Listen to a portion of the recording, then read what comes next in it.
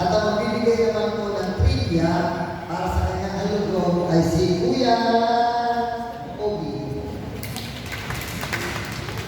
And then, ang pinakahuli po, at walang iba, ang magbibigay ng katekismo na siya naman magbibigay sa atin ng napakalalim o napakasarap na papaunin natin. Pag-uwi natin mamaya.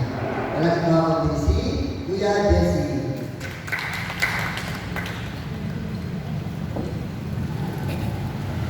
Tuhayan po natin ang kanilang mga luto. At Leslie, para po sa konteksto.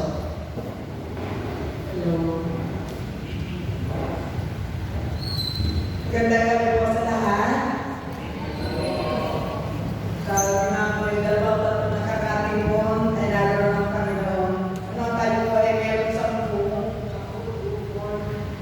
Nasa atin na sa mundo kami na ina. So, salamat sa Diyos sa atin. Hindi po tayo nagkikita pagkatapos ng mga selebrasyon natin ng mga naaraw. Tayo na yun ay nasa panahon na pagkabuhay. Nasa ikatlong linggo na tayo na pagkabuhay. Kaya nga po, ang ating pong ebanghelyo ngayon sa tutulong po ay nalalong kilala sa pagpapakita ni Jesus sa Emmaus o sa paglalakad ni Jesus ng Emmaus. Ano po? So ito pong ebanghelyo natin ngayon ay tingnan natin kung paano sinulat ni San Lucas. Yung pong ebanghelyo natin, sinulat ko ni San Lucas para sa mga Hentil. Muling-muling mga nakaraang siglo. Na noong mga panahon yun ay nakakaranas ng mga kapigatian, pagdurusa, tapos yung massacre noon. Kaya yung mga tao noon ay sobrang bigati. Pagkatapos, alam natin na sa libro ng pagkabuhay na yun, pagkatapos ng pagkabuhay na yun, anong ginawa ng mga apostol? Unti-unti nila, iniwan si Jesus, diba? Nung namatay si Jesus, tapos naman nabuhay siya. Umalis yung mga talaga, kasi nga, natatapos sila na baka sila nasusunod na patayin. Kaya, yung sa linggo, nagpakita si Jesus, saan siya nagpakita? Sa kanyang mga laganan sa Tomas, ang sabi niya, sumayo ang kapayapaan. Kaya ngayon, isulat dito ni San Lucas, panahon 80 pa, nakalang mga siglo. Inayos niya ito ni San Lucas na sa mga komunidad kung paano bigyan kahulugan ang banal na kasulatan upang muling matuklasan ang presensya ni Jesus sa buhay. Kasi nga, hindi naman natulog na lahat ng nasa ng mga tao na yung pagkaranas sa pagkabuhay ni Jesus. So, hindi pa natin nakikita. So, sinulat sa San Lucas. At ito din kung may ebanghelyo na to, ay katulad din po no, may kaugnayan din po dun sa sumasalamin sa kwento sa Genesis chapter 18, yung pagpapakita ng mga anghel na Abraham at kay Sarah noon sa Mamre, na yung kanilang pagiging hospitable. Di ba, pinatuloy nila yung tatlong lalaki, pinakain, tapos sa katandaan ng Sarah, ang pagpapala, siya ay binigyan at pinagkalooban ng anak. So, ganun din po yung pagiging hospitable dito, tumuloy po yung dito sa amin. So, yung pagpapala yun, umantong sa pagpahayag ng pagpapala, big blessing, yung pagiging hospitable. At dito din po sa kwento ito ng Ebanghelyo, kaya napapalooban po siya ng mga biglang lubos na liturgical. Nakikita po natin yung liturgical. Ginawa nilang tinapay, tinangkot, pinagamihati, yun po, liturgical po yun. So, punta tayo pa, paano po ito, paano natin unawain yung Ebanghelyo? Yung Ebanghelyo po natin, alam po natin na puntang Emmaus ay 11 kilometro ang layo. No? 3 hanggang 4 na oras yung lalakarin bago makarating sa Emmaus na yun. At kaya nagpakita si Jesus sa dalawang lalaki. Kasama ang pinangalanan ng isa na? Pinangalanan ng isa ay Cleopa. So yung unang nito ay letter P, ang paglalakbay. Ito, next slide. Yung number 1 natin, nakikita natin, Jesus meets us in our conversion. Kaya sa paglalakbay. Alam natin ang sitwasyon, dalawa, na sila ay litong-lito. Dahil hindi nila alam, hindi nila gusto naman ang nangyari kung sa pangyayari sa pagkabuhay ni Jesus. So, ibig sabihin sa ating paglalakbay, si Jesus ay kasama natin, sumasabay sa ating paglalakbay.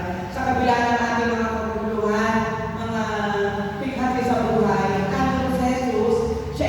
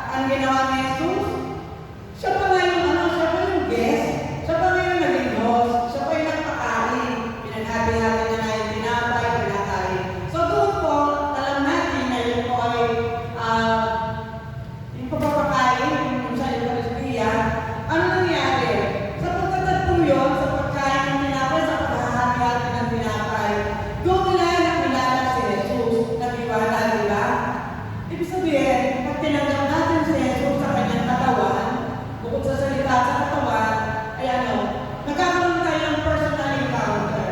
Kakaroon transformative, magkakaroon tayo ng personal na pagbabago.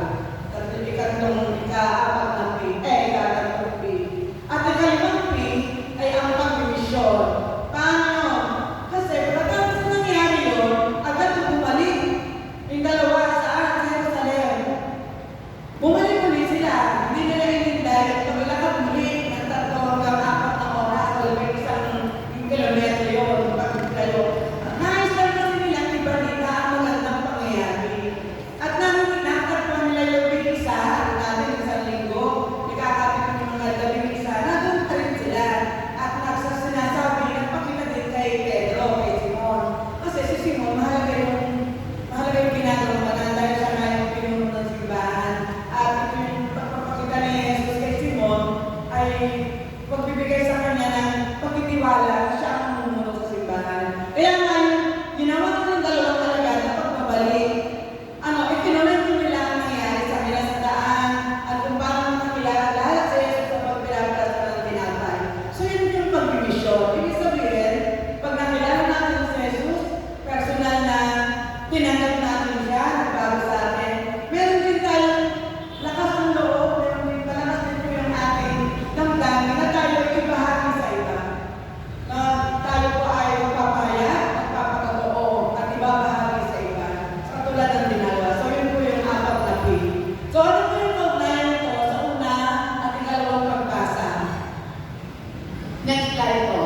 Yung unang pagbasa, nakikita natin sa unang pagbasa, ay kinuha at sa unang ito yung pagpublikong pagpapayag ni Pedro sa panahon ng Pentecostes.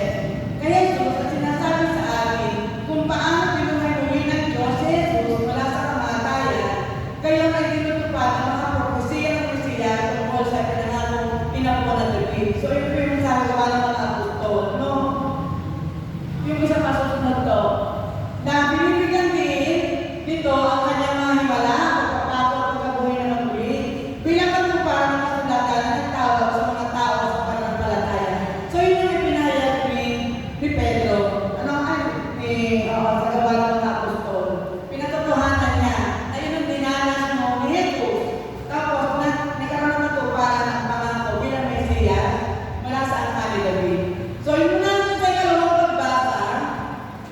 Sa ikalawang pagbasa naman, mula sa unang sulat ni Pedro, chapter 1, 17 to 21, hinihilong ni Pedro ang mga unang Kristiyano na ilagay ang kanilang pananampalataya at pag-asa sa Diyos, na nagligtas sa kanila sa pamamagitan ng mahalagang dugo ng kanyang anak at siya ang bumuhay kay Jesus mula sa